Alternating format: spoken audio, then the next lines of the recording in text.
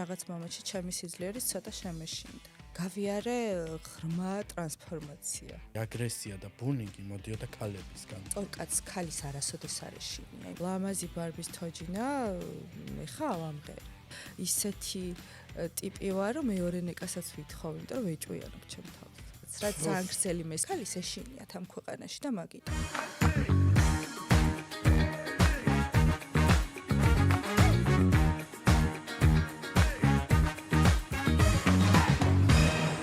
ნეკა დღეს არ ვისაუბრებთ იმ ამბავზე, რომელსაც ჩვენ საზოგადოების დიდი ნაწილი თვალსადევნებდა, რადგან ვიცი, რომ შენც აღარ გაქვს სურვილი, თუმცა მინდა მითხრა და გააკეთო კომენტარი, როდის გადაწყვიტე, რომ მორჩა ეს თემა დახურულია შენთვის. პირველ რიგში მოგესალმებით. იცი რა არის, ეს არც გადამიწყვეტია, უბრალოდ ბუნებრივია, სენტიმენტალური იყო ჩემთვის ეს თემა ყოველთვის და არასოდეს არ მეხალისებოდა ამ თემაზე საუბარი. უბრალოდ საზოგადოების ინტერესი არასდროს არ წყდება. შესაბამისად დავასრულე, იმიტომ რომ არ მინდა არც იმ ადამიანს შეეხოს, არც მე. ჩვენ ვართ ძალიან კარგად, ვაგრძელებთ ცხოვრებას და შესაბამისად წარსული ბედნიერად გავუშვი. ასე რომ ეს არის ჩემი გადაწყვეტილება მხოლოდ და მხოლოდ. ბოლო 3 წლის განმავლობაში რადიკალურად შეიცვალა დარწმუნებული ვარ შენი ყოველდღიურობა და მაინტერესებს დღეს როგორ შეაფასებ ნეკას. დღეს მე ნეკათი ვამაყობ, იმიტომ რომ რეალურად ნეკა არის ის ადამიანი, ვინც წლების განმავლობაში იბრძოდა ღირსებისთვის და ძალიან რთული იყო ეს ბრძოლა. ეხლა შემიძლია გითხრა, რომ რთული იყო, იმიტომ რომ სხვათა შორის ზოგი ადამიანი ფიქრობს, რომ ძალიან სისუსტესთან აღიქმება თუ შენ ილაპარაკებ იმაზე, რომ რაღაცა შენთვის რთული იყო. მე არ ვფიქრობ ესე, იმიტომ რომ რეალურად არ არსებობს სიძლიერე, თუ არ გაიარე სისუსტე, თუ არ გაიარე დაცემა. და ჩემი აზრით, ყველაზე მეტი სიძლიერე ეს არის, რომ კი აღიარო რა, სარკესთან რო შენ თავს უყურებ, დილას პირს რო დაიბან, რომ ვიცი რა, მე ვარ ისიც და ესეც. რთული იყო ძალიან. სიმართლე რო გითხრა, ეხანდელი გადმოსახედიდან, იმიტომ რომ არ არის მარტივი პატარა გოგო, რომ რჩები ომში საზოგადოების წინაშე. ახლა რომ შევაფასოთ ის პერიოდი, დაგეხმარა იმაში, რომ უფრო ძლიერი გახდი? დამეხმარა, კი. კი, მაგრამ რაღაც მომენტში ჩემი სიძლიერის ცოტა შემეშინდა. მქონდა ეგ მომენტიც. რატომ? ძალიან რთულია მართლა, იმიტომ რომ იმდენად ბევრი ბრძოლა გავიარე, დაახლოებით 6 თვის წინ მქონდა ერთი გადაღება. ძალიან დავიღალე ამ გადაღებაზე რა და ძალიან ცუდად ვიყავი. უბრალოდ ყველა იყო შეკრებილი მთელი თიმი და ფიზიკურად ვერ გადავდებდი ამ გადაღებას რა და რაღაც მომენტში ჩავიხედე სარკეში რა და ამ ქალს რო შევხედე და თვალები გაუსწორე, ცოტა შემეშინდა. ვინ დაინახე? დავინახე ქალი, რომელიც ყველაფერზეა წამსვლელი. თუ მის ღირსებას შეეხები და მივხვდი, რომ ვაფასებ მას, მადლობა გადაუხადე მართლა გულწრფელად და ვუთხარი, რომ იცი რა, საკმარისია. დაასრულა ბრძოლა. და გავხდი, დავბრუნდი თითქოს ისევ, ჩვეულებრივი გოგო, გამავრთე ის ყველაფერი, იმიტომ რომ მივხვდი, რომ მთავარი ღირებულება არის ის, რომ ჩვენი ცხოვრებით ბედნიერება მივიღოთ. ანუ მთელი ცხოვრება რო იბრძოლო, აი რისთვის უნდა იბრძოლო, თურმე, ხო? მთავარია ჯანმრთელი იყო, ყავდეს შვილი მყავს, უმაგრესი ბიჭი, უსაყვარლესი მშობლები, ოჯახი და ღირებულებებს გადავხედე რა, რომ რისთვის ვიბრძვი. აი რისთვის ვიბრძვით ადამიანები, ძირითადად რო დააკვირდე, ხო? კარგია ღირსება, ძალიან კარგია და ვამაყობ მე იმ გოგოთი, რომელიც იბრძოდა ღირსებისთვის, მაგრამ რამდენი ხანი უნდა იბრძოლო. მთავარია შენ საკუთარ თავს დაუმტკიცო, რასაც დაპირდი რა და მივხვდი, რომ არავის არ უნდა დაუმტკიცო არაფერი, იმიტომ რომ ძალიან ხანმოკლეა დრო რა, ჯობია იმაში გაატარო დრო, რომ ის აკეთო, რაც შენ გინდა, რაც ბედნიერებას მოგანიჭებს, ცხოვრებით გაერთო. და თან რა თქმა უნდა აკეთო საყვარელი საქმე, იპოვნო ალბათ ისეთი საქმე, რომელიც თან ბედნიერებას მოგანიჭებს, იმიტომ რომ ამის გარეშე არაფერი არ არის ცხოვრება. რამდენჯერ მიახსენე სიტყვა ღირსება. აშკარად გათრეგირებს ეგ თემა. ტრიგერი იყო კი, როგორ არა. რასთან არის დაკავშირებული? ღირსება, ეხლა ჩემთვის ძალიან ღირებული ვიღაცას არის. უნდა და შელახო ამ ღირსების. ვიღაცას არა, ვიღაცებს და ბევრი ადამიანი შეეხო. რას ამბობდნენ? არ ვიცი, უამრავ რაღაცას, მაგრამ მაშინ მეხებოდა ალბათ რაღაც დოზით, ხო? რადგანაც ჩემთვის ეს მნიშვნელოვანი იყო. შესაბამისად, როცა რაღაცა შენ ანიჭებ ღირებულებას, მაშინ ხდება ის ღირებული რეალურად. ესე მარტივია ალბათ ლაპარაკი, ხო? მაგრამ ნახე რამხელა გამოცდილება ჭირდება თურმე, რომ ისაუბრო და რამხელა თვითრწმენა, რომ მე დაგიჯერო სხვამაც. შენ თუ ადექი, ესე იგი შენ გაქვს იმის ნიჭი უკვე, რომ სხვაც ააყენო ფეხზე, ხო? და ეგ არის რა. მაშინ ტრიგერი იყო ნამდვილად კი. ერთ-ერთ გადაცემაში თქვი, რომ მარტივი ვარო. რას გულისხმობ? გავხდი მარტივი კი. მარტივად შევხედე ცხოვრებას, ნახე, მარტივად შევხედე ცხოვრებას, აღარ ვაქცევ ისეთ რაღაცებს ყურადღებას, რაც მომცემ სტრესს. ვიცავ ჩემ თავს, ჩემს ენერგიას ვიცავ ჩემს გარშემო მყოფ ადამიანებს. და ღირებულებებიც არ შევცვალე, მაგრამ გავამარტივე. დავიწყე მარტივი ხედვა, მოდი აკეთე ის, რაც გინდა. დავიწყე ცხოვრებით ტკბობა. შენი აზრით შესაძლოა ჩვენს საზოგადოებაში იყო მარტივი იმის შემდეგ, როდესაც შენს და შენი ყოფილი ქმრის ამბავს განიხილავდა სრულიად საქართველოს ძალიან ხმამაღალი ნათქვამია, მაგრამ ჩვენი საზოგადოების დიდი ნაწილი. რატომაც არა, შენ თავთან თუ შენ ხარ მარტივი, რატომაც არა, შეგიძლია ყველაფერს შეხედო მარტივად. გააჩნია შენ როგორ შეხედავ, ჩვენ ხო ადამიანები, ყველაფერს მაინც ვაფასებთ იქიდან გამომდინარე, ჩვენ როგორ ვხედავთ, ჩვენი გამოცდილებებიდან, ჩვენი ღირებულებებიდან, ჩვენი ხედვიდან გამომდინარე. შესაბამისად, ტრანსფორმაციებს ვეძახით. მე არ მიყვარს ეს სიტყვა, იმიტომ რომ ტრანსფორმაცია გარკვეულწილად ზოგ ადამიანს ათრიგერებს, მაგრამ რეალურად არ არის საშიში, ეს არის ზრდა და ზრდა ტკივილთანაც არის ასოცირებული, ისე ვერ გავიზრდებით, გამორიცხულია და გავიარე ღრმა ტრანსფორმაცია. ანუ დაცემის შემდეგ ახლიდან დაბადება და ძალიან შევიცვალე. რეალურად გავამარტივე ჩემი თავი, იმიტომ რომ შემეცოდა ეგოგო რა, ძალიან ბევრი ტვირთის ტარება მოუწია და ჩამოვხსენი ეს ჩემოდნები ზურგიდან. დარწმუნებული ვარ, ეს ტრანსფორმაციები და ეს ცვლილებები გამოიწვია ხალხის რეაქციებმა, რაც კომენტარებში გიწერდნენ და ზოგადად როგორი დამოკიდებულებაც ჰქონდათ შენს მიმართ. შენი აზრით, რატომ არის ჩვევა ჩვენს ქვეყანაში, რომ აბულინგო ქალი? აი კონკრეტულად ქალი მინდა ეს ხაზი გავუსვა, იმიტომ რომ მამაკაცზე არ ყოფილა ისეთი რეაქცია, თუნდაც შენს მეუღლეზე ყოფილზე, როგორც შენს მიმართ. და რატომ არის ეს? ჩემთვის ძალიან მარტივი არის პასუხი, არა მარტო ჩვენ ქვეყანაში, სხვათა შორის ბევრ ქვეყანაში ისედაც ქალი არტისტი და კაცი არტისტი საერთოდ სხვადასხვანაირად ითვლება რა, სხვადასხვანაირი არის მათი ცხოვრება, ღირებულებები და ბევრად მარტივია კაცის ცხოვრება, მარტო ჩვენ ქვეყანაში არა. მაგრამ პოსტსაბჭოთა ქვეყნებში და მათ შორის ჩვენს ქვეყანაშიც რეალურად რატო იცი, ჩემი აზრით თუ გაინტერესებს, ეს არის ჩემი სუბიექტური მოსაზრება.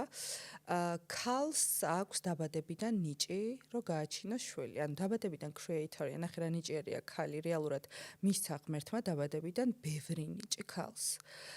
ჩემი აზრით არის იმიტომ, რომ მარტივია რა, ქალის ეშინიათ. ქალის ეშინიათ ამ ქვეყანაში და მაგიტომ. რატომ იცი, ქალს აქვს ბევრი ნიჭი და რეალურად სწორი კაცს ქალის არასოდეს არ ეშინია, იმიტომ რომ ქალის და მამაკაცის სწორი ენერგიული თანხვედრით იქმნება უსასრულოდ, როგორ გითხრა, ცოტა ფილოსოფიურად ვაზროვნებ მე, ამიტომ გამოვიყენებ ისეთ, როგორ გითხრა, სიტყვებს, ტერმინოლოგიას, რაც შეიძლება პირდაპირ მნიშვნელობით არ იყოს, მე ესე ვფიქრობ, რომ იმიტომ აკნინებენ ქალს ჩვენ ქვეყანაში, რომ ეშინიათ ქალის ზალის ეშინიათ. ეს გარკვეულწილად მესმის, იმიტომ რომ ქალმა შეიძლება არასწორად გამოიყენოს თავისი ენერგია, მაგრამ ასევე კაცმა შეიძლება არასწორად გამოიყენოს, ხო? შესაბამისად, ალბათ ეშინიათ უბრალოდ და აკნინებენ. უბრალოდ მსგავსი кейსი რომ ავიღოთ თქვათ ამერიკაში, ხო, იქ არსებობს ასეთი კულტურა, როგორც cancel culture, ხო? აი ჩვენს ქვეყანაში რატომ არ არის ეგ? ჩვენს ქვეყანას ჭირდება ძალიან ბევრი წელი იმისთვის, რომ საერთოდ მაგალითად მოვიყვანოთ ამერიკა. იმიტომ კი არა, რომ ამერიკაზე ნაკლები კულტურა გვაქვს აღიარებულებები, საერთოდ ახლოს ვერ მოვა ამერიკა, ჩვენ რა ისტორიაც გვაქვს. მაგრამ არ იცნობს ამერიკა ჩვენ ისტორიას. არავინ არ აცნობს ამას. რა აუცილებელი არ არის ახლა ამერიკა მიცოდეს ჩვენი ისტორია. ჩვენ ვფიქრობ, რომ მე გავთავხედდები და ვიტყვი, რომ მე მაქვს იმის ამბიცია, რომ ამერიკას გავაცნო ქართული ისტორია. მე მაქვს იმის ამბიცია, რომ ამერიკას მოუყვე მე-12 საუკუნეზე. და საერთოდ საქართველოზე რამდენი ომი გადაიარა და ჩვენ მაინც ვარსებობთ. მაქვს ამის ამბიცია, დიახ, მინდა ეს მთელი სულით და გულით, იმიტომ რომ მინდა რომ ვიღაცამ უნდა გთქვას. მაგრამ რატომ არ აქვს გეტყვი დაუბრუნდები? იმიტომ რომ ძალიან ბევრი გვაკლია იქამდე მისასვლელად, სადაც ამერიკა არის. იმიტომ რომ ამერიკელებს უყვართ თავისი თავი. ბევრად მეტად ვიდრე ჩვენ ქართველებს. ეს იმას არ ნიშნავს, რომ ყველა ესეა, მაგრამ ქართველების უმრავლესობას არ გვიყვარს ჩვენი თავი, გვიყვარს ჩვენი ეგო მარტო. ეგოც შენ ხარ კი, მაგრამ შენი თავი უფრო მეტად უნდა გიყვარდეს. აი ეს არის ჩემი აზრი, თუ გაინტერესებთ. სხვა შენი ნათქვამი გადაცემიდან ქართველ გოგოებს ვაღიზიანებ. კიდევ ერთი საინტერესო თემაა ჩემთვის, როდესაც რომ ემზადებოდი ინტერვიუსთვის და ვნახულობდი გადაცემებს, სადაც შენ იყავი, ვკითხულობდი კომენტარებს და ძირითადი აგრესია და ბულინგი მოდიოდა ქალებისგან. და არა მხოლოდ შენს შემთხვევაში. სხვა ჩემი სტუმრებიც ვინც იყვნენ ჩემს გადაცემაში, მსგავსი სიტუაცია. რატომ არის ჩვევა ქალებისგან, რომ აუცილებელია ქალმა ქალი დაჩაგროს? იმიტომ რომ ქალი ქალთან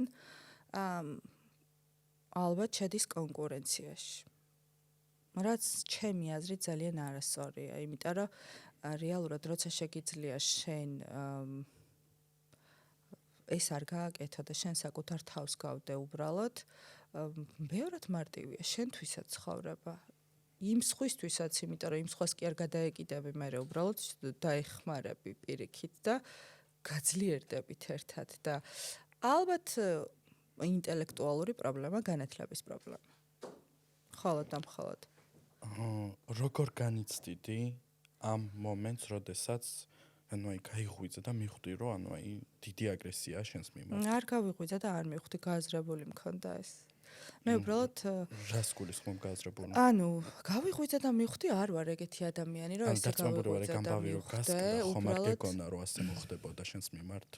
ეგ არის უფრო იმედგაცრუების შიში. იმედგაცრუების შიში მქონდა, რა თქმა უნდა, იმიტომ რომ როდესაც რაღაცის იმედი გაქვს, რომ ესე არ იქნება და სხვანაირად ხდება, ეს უბრალოდ იმედგაცრუების შიშია. ნახე, ეხლა რო ვაანალიზებ, რეალურად ეგეც შენი პრობლემაა.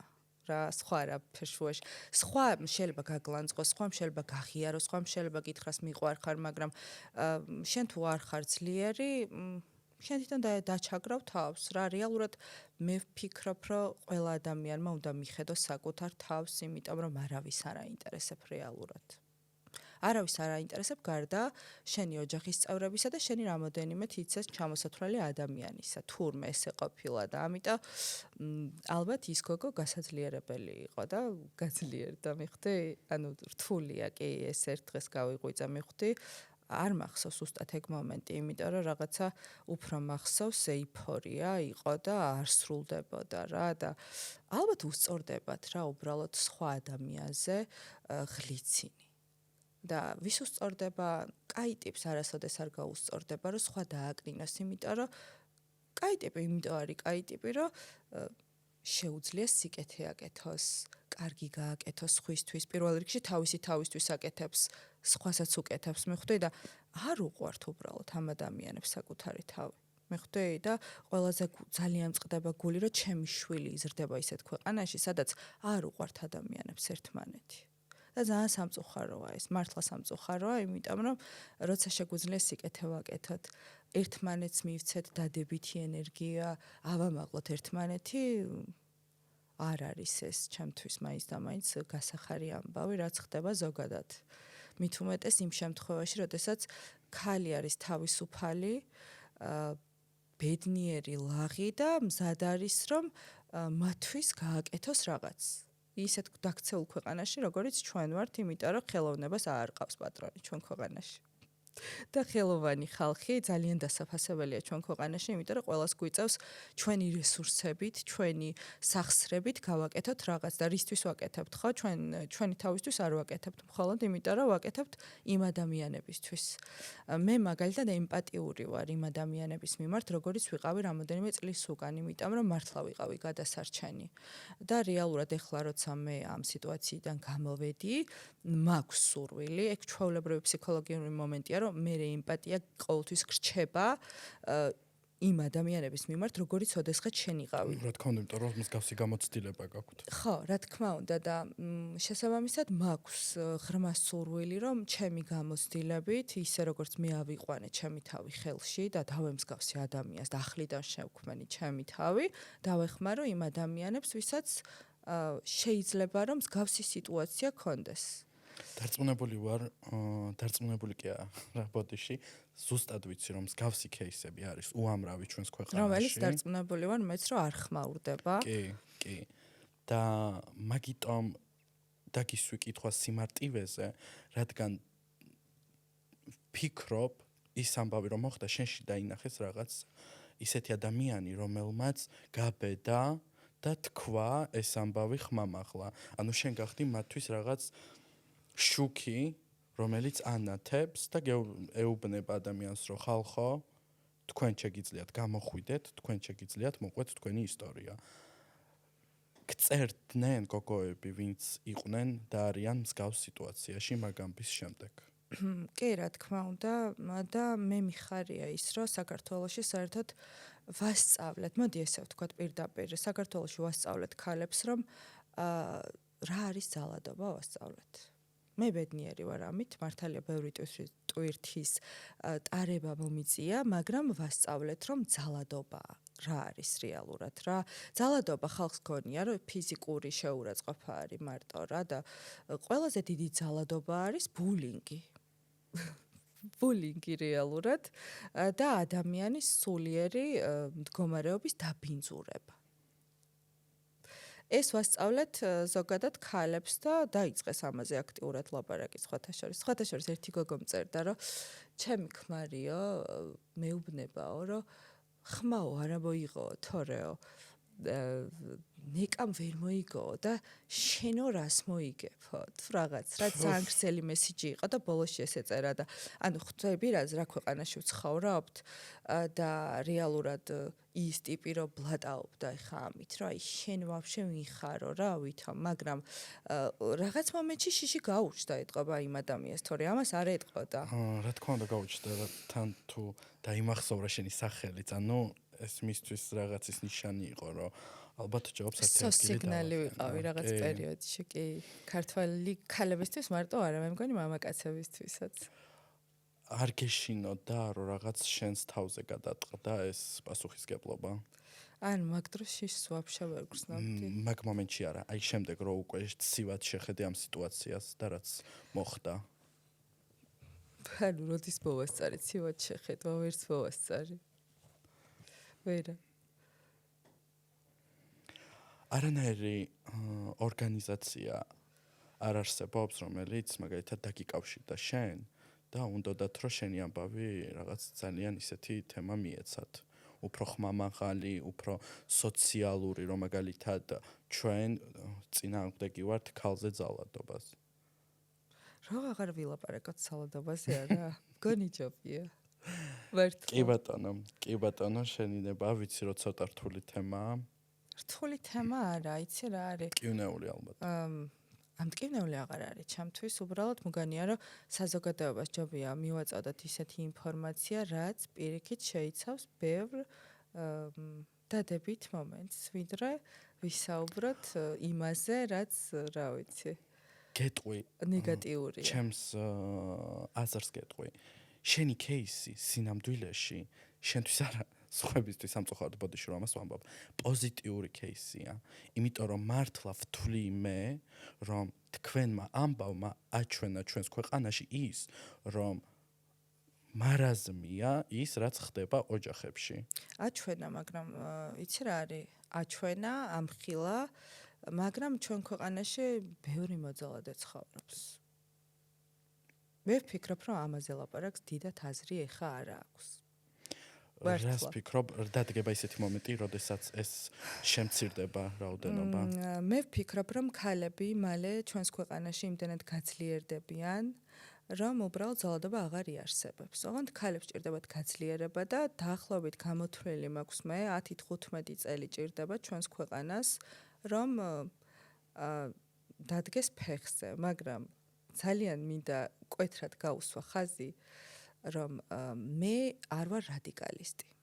ან მე ვერ ვიტან რადიკალიზმს და ამასაც გეტყვიან, მე არ ვარ ფემინისტი. და მე კი არ ვაკნინებ ფემინიზმს. უბრალოდ მინდა ხაზი გაუსვა, იმიტომ რომ ქალი როცა ესე საუბრობს, გონიათ რომ ქალები და ქალთაობლები არა. მე არ ვარ ფემინიზმი და არ მიყვარს ფემინისტები, იმიტომ რომ ზოგადად რადიკალური ფრთა არც ერთი, ანუ არ არის ჩემთვის ნორმალური, როცა რაღაცაზე რადიკალურად ხარ ჩაციკლული. მე ვარ უბრალოდ ტიპი, რომელსაც მიყვარს სიმართლე. მე ძალიან ბევრი გაბედული ნაბიჯი გადამიდგავს ჩემ ცხოვრებაში, ასევე ადამიანების ცხოვრებაში. ჩემს სიტყვას მე ვფიქრობ, რომ აქვს ის წონა, რომ შემიძლია გარკვეული სწორი რჩევა მივცე ადამიანს და საზოგადოებას და შესაბამისად ვაძლევ ჩემ თავისუფლებას, რომ ეს თქვა. მე ვფიქრობ, რომ 10-15 წელიწადში საქართველოში ძალადობა თითქმის აღარ იარსებებს. ვიმედოვნებ. მე არ ვიმედოვნებ, დარწმუნებული ვარ.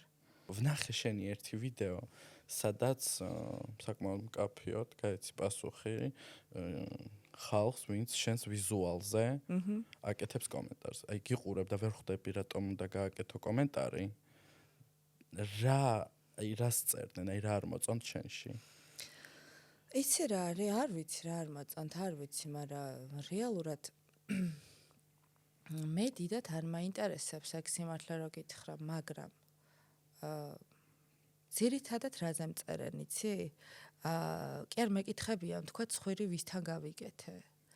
აი მითხარი შენი პლასტიკური ქირურგის ნომერი და მამაჩემი არის. მამაჩემის ნომერი ჩაუგდე რამოდენიმეს და დედაჩემის. ანუ არ მაქვს გაკეთებული ეს ცხვირი და სხვაზე არაფერზე არ მეკითხებიან. დარწმუნებულები არიან, რომ მე მაქვს ცხვირის პლასტიკა გაკეთებული და ცხვირის პლასტიკა არ მაქვს ნამდვილად გაკეთებული და საერთოდ სახეზე არ მაქვს ბოტოქსის კი გაკეთებული, შეგიძლიათ მიმიკას დააკვირდეთ. ტუჩები?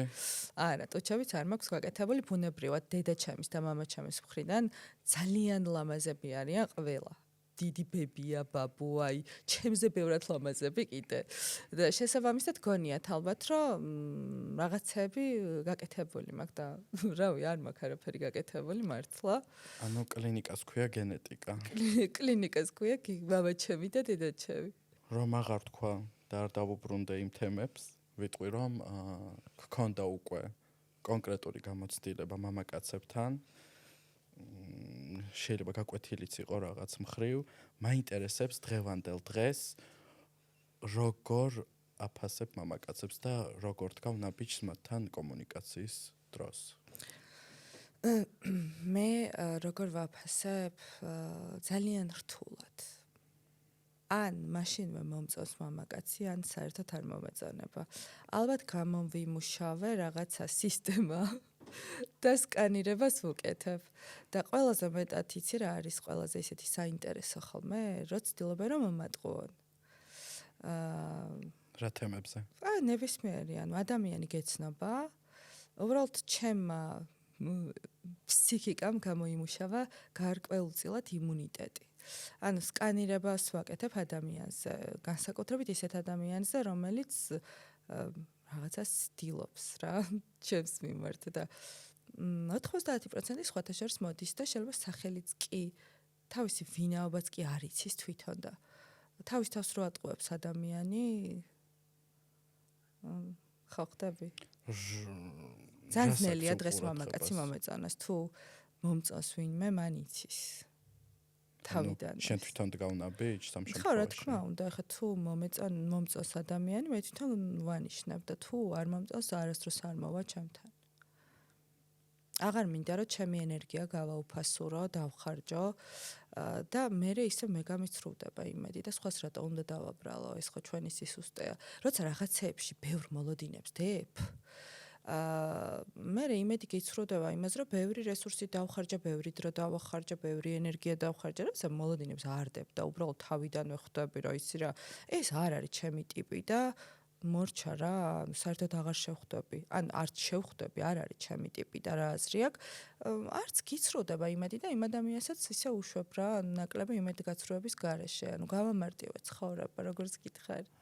ტყუილის გარდა რა არის შენთვის მნიშვნელოვანი მამაკაცში? სანდოობა, იმიტომ რომ ესეთ ასაკში, ეხა მე როგორიც ვარ და ჩემ გამოცდილებაში, უფრო ჩემ იცი რა არის გამოცდილება, ბიოლოგიური ასაკი არ მაქვს ნამდვილად დიდი, უბრალოდ გამოცდილება მაქვს ძალიან დიდი. შესაბამისად, ამ გამოცდილებით ქალი უკვე აღარ არჩევს მამაკაცს უბრალოდ, თუ არჩევს მამაკაცს, ესე იგი არჩევს გრძელვადიანი ურთიერთობისთვის. მე დიდად არ ვარ მომხრე მოკლევადიანი ურთიერთობების, თუმცა არ განვიკითხავ, ვისაც როგორ უნდა ისე იცხოვროს, უბრალოდ ჩემი ტიპაჟი არ არის რა ეგეთი ურთიერთობებისთვის. მე უფრო ვარ თუ ავირჩევ ადამიანს დიდი ხანი მინდა ესე იგი მასთან ყოფნა.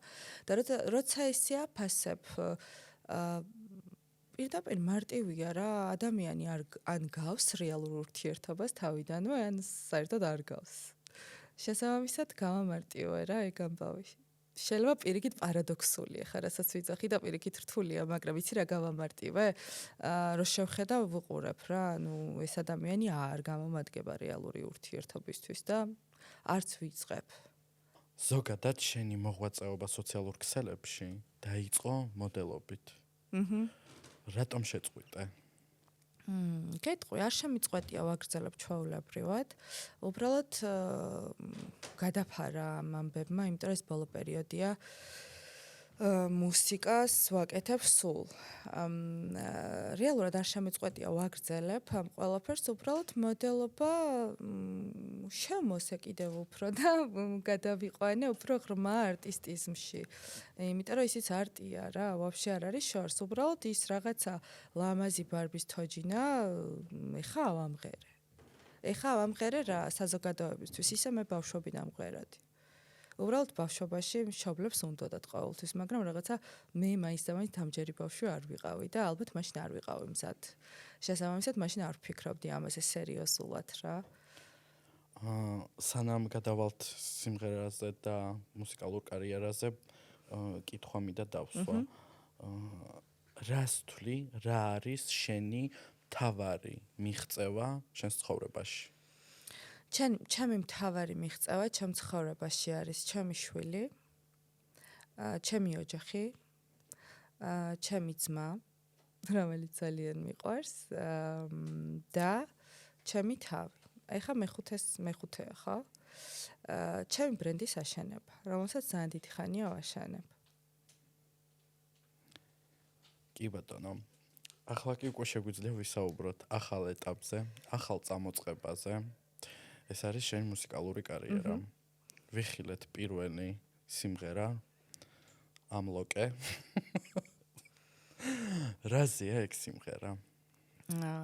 ამ დღეებში განვათავსებთ ტექსტით, როცა იდება რა, ანუ ვეძებდი ტექსტს ვერ ვიპოვე. ხო, კი, ამ დღეებში განვათავსებთ, დავდებთ. რეალურად სიმღერა არის ქალზე და არის ძალიან ფილოსოფიური ტექსტი. თუ თარგმნეთ მიხვდებოდით და იცი როგორ არის ეს სიმღერა, რომ იცი რა შენ აი ხა რომ იყურებ კი გინდა რომ ამლოკო, მაგრამ ვერა. ანუ რეალურად ფილოსოფიურად არის ნათქვამი, მიხვდი? ეს არის ცოტა სარკაზმული კი ბატონო, პროვოკაციული, იმიტომ რომ საზოგადოებამ თვითონ გამიკეთა პროვოკაციული იმიჯი. ეს ცხოვრება მე არ მინდოდა. მე მკითხა ვინმემ, რომ ნეკა შენ რო დაიბადე აირჩიე, რომ ეს ყოფილიყავი, ვაფშე არ მინდოდა რომ მე ყოფილიყავი ეგ რა და შესაბამისად ვინ?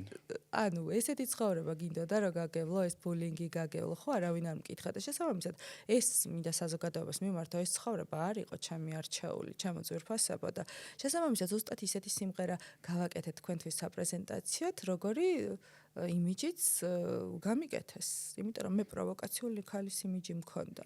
და რატომ გადაწყვიტე, რომ ასე ვთქვათ, დაუხარო თავი საზოგადოებას და გააკეთო ის, როგორიც უნდათ რომ დაგინახონ. შენი აზრით მე თავდახრილ ქალს გავარ? არ გავხარ, მაგრამ შენ ამბობ, რომ შემიქმნეს იმიჯი. აბა ვის დაუხარე თავ? ნახე, შენი სიტყვები.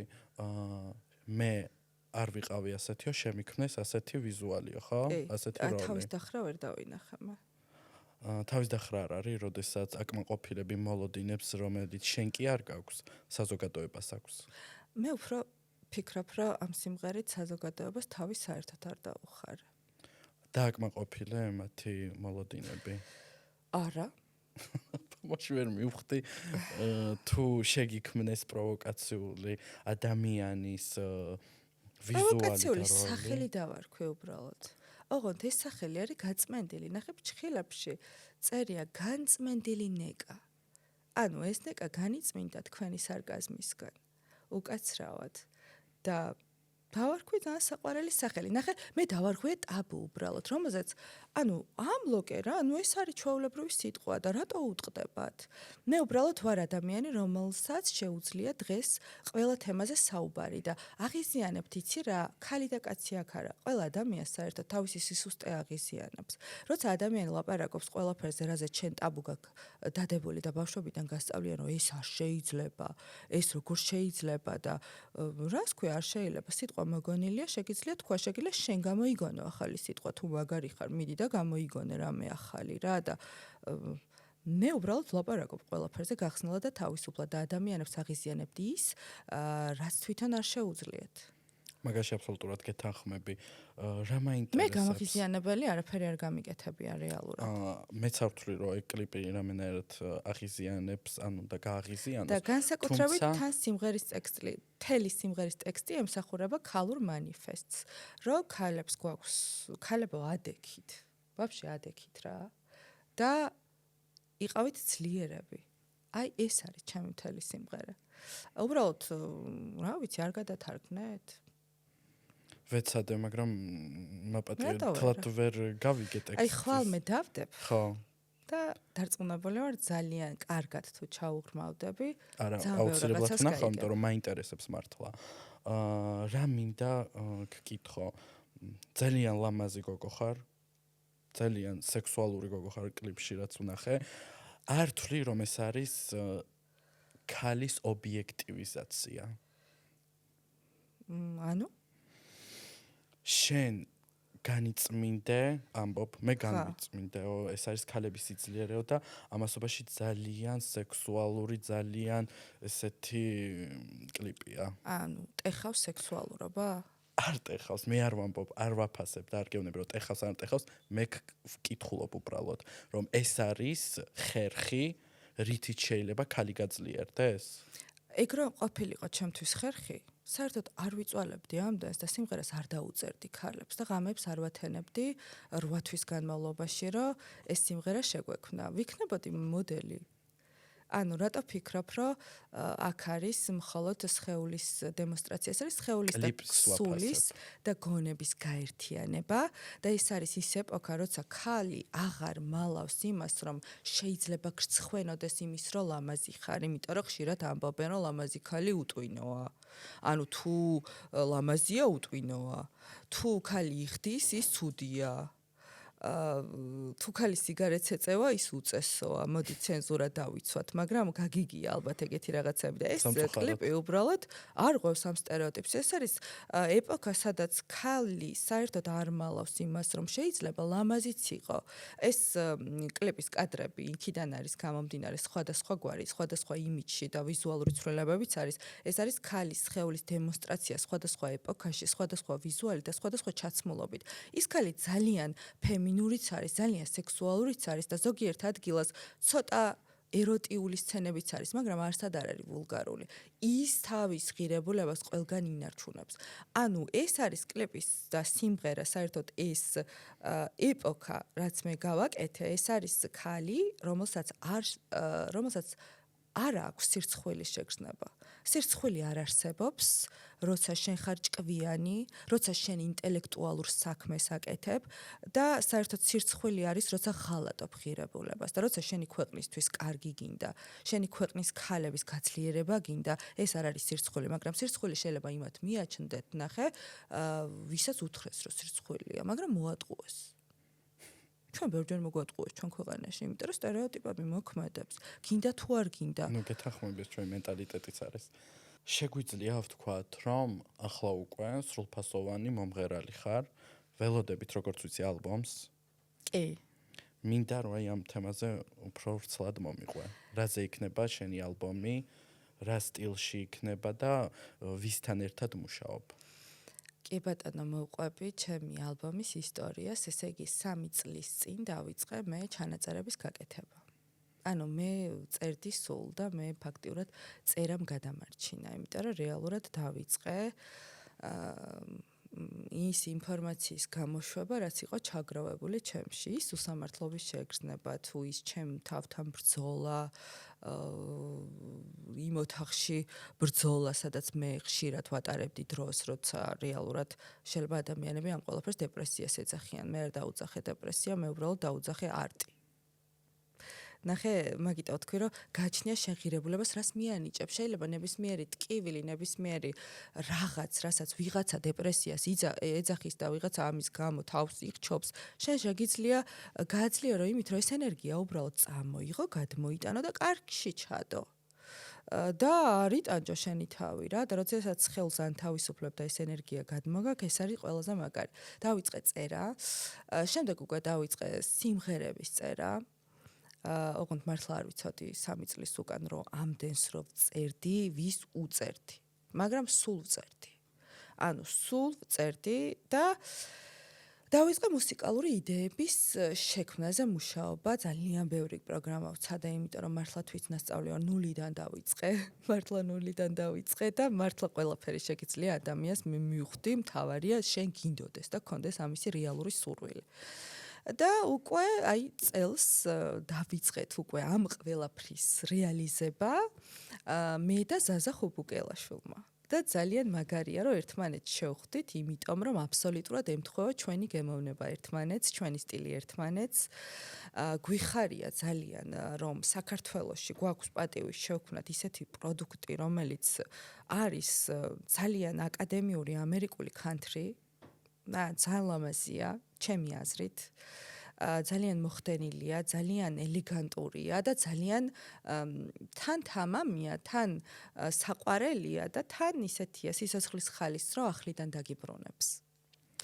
ზოგადი მუსიკალური განათლება გაქვს მიღებული ბავშვობაში ან როგორც გითხარით, ჩემშობლებს ძალიან უნდოდათ თავიდან რომ მე ვყოფილიყავი მომღერალი, მაგრამ მე ალბათ არ ვიყავი ამისთვის ესე მზად. ალბათ არ მინდოდა მაშინ. ყველაფერს თავისი დრო აქვს, ალბათ მე ვფიქრობ და რეალურად მაშინ გადავწყვიტე ამ ყველაფრის რეალიზება, როცა მართლა გადავწყვიტე, რომ ეს იყო საჭირო. არსებობს ისეთი არტისტი, ისეთი მომღერალი, ვისგანაც აი მაგალითს იღებ. იცი რა არის, მე ძალიან ხშირად ვუსმენდი მუსიკას სულ. და უსმენდი სხვადასხვა წლებში და სხვადასხვა პერიოდში სხვადასხვა მუსიკას. და ხშირად ვკითხულობდი ასევე, ხშირად ვაქცევდი ყურადღებას ლირიქს, ანუ ტექსტებს. იმიტომ რომ რაღაც მომენტში ალბათ მაძლევდა ეს ყველაფერი мотивაციას. მაგრამ ჩემთან ყოველთვის ახლოს იყო ჩემ ცხოვრებასთან, მოდი ასე ვთქვა, ჩემ ცხოვრებასთან ძალიან ახლოს იყო რაღაც პერიოდი ლანა დელ რეიც, მაგრამ სულიერად ახლო კავშირს ყოველთვის გრძნობდი ტეილორ სვიფტის შემოქმედებასთან ბავშვობიდან. ნუ ტეილორიც country-ის ერთ-ერთი წარმომადგენელია. ერთ-ერთი არა, საუკეთესო წარმომადგენელია, მოდი ვთქვათ. ველოდოთ კოლაბორაციებს სხვა არტისტებთან. არის ისეთი ვინმე საქართველოში, საქართველოზე გკითხავ ჯერ, ვისთანაც ერთად გინდა რომ დუეტი ჩაწერო. იცი რა არის სიამოვნებით გავაკეთებდი კოლაბორაციებს, იმიტომ რომ მე მაინტერესებს და ძალიან დიდ პატივს ვცემ ხელოვან ადამიანებს. მათ შორის ჩვენს ქვეყანაშიც ბევრი ძალიან ნიჭიერი ხელოვანი ცხოვრობს. შეგიძლია მითხრა შენი ფავორიტი არტისტი საქართველოში? იცი რა არის, ესე არ დავფიქრებულ ვარ. ჯერ არ მიფიქრია, სხვათა შორის ეთყობა, ჯერ მაგ ეტაპამდე არ გადავსულ ვარ. სულ რაღაცა საკუთარი პროდუქტის. როგორ არა, რა თქმა უნდა. ვინ მოგწონს? ეხლა? ხო.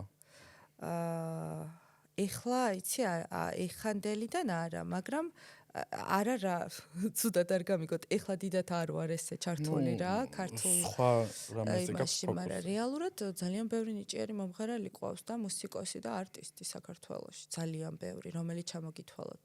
ძალიან მომწონს ინოლა გულგულია. აი არ ვიცი, ძალიან მომწონს. კიდევ ვინ გავიხსენო? ნანი ბრეგვაძე. არაჩვეულებრივი. ნანი ბრეგვაძე. მუსიკოსი და მომღერალი და არტისტია.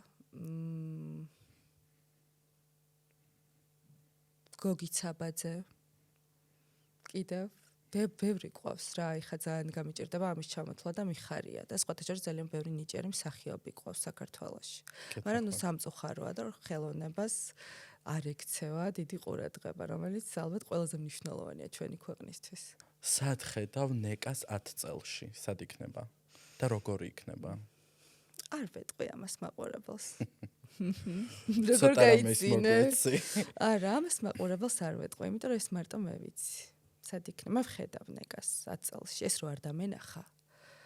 წარმოუდგენელია, მაშინ ამ ხელა საქმეს არ შევეჭიდებოდი და ამ ხელა პასუხისმგებლობას ჩემ თავზე არ ავიღებდი. ბედნიერია? ძალიან. ყველაზე ბედნიერია, იმიტომ რომ რეალურად მაშინ უნდა ვთქვა და არ ვიტყვი. რისი გეშინია? არაფრის. საერთოდ აი ახლა უნდა ვთქვა, I'm jealous of your mind. კი, მე ვეჭვიანობ ჩემ თავზე, იმიტომ რომ მინდა რომ მეორე ნეკა ვიყო, იმიტომ რომ არაფრის აღარ მეშინია მართლა. მოდით ომში დამაყენეთ, აღარ მეშინია, რა გავაკეთო? მადლობა ისე ქართულმა ხალხმა გააკეთა ეს, რომ მე არაფრის აღარ მეშინია და ისეთი ტიპი ვარ, რომ მეორე ნეკასაც ვითხოვ, იმიტომ რომ ვეჭვიანობ ჩემ თავზე. მადლობა. შენც მადლობა.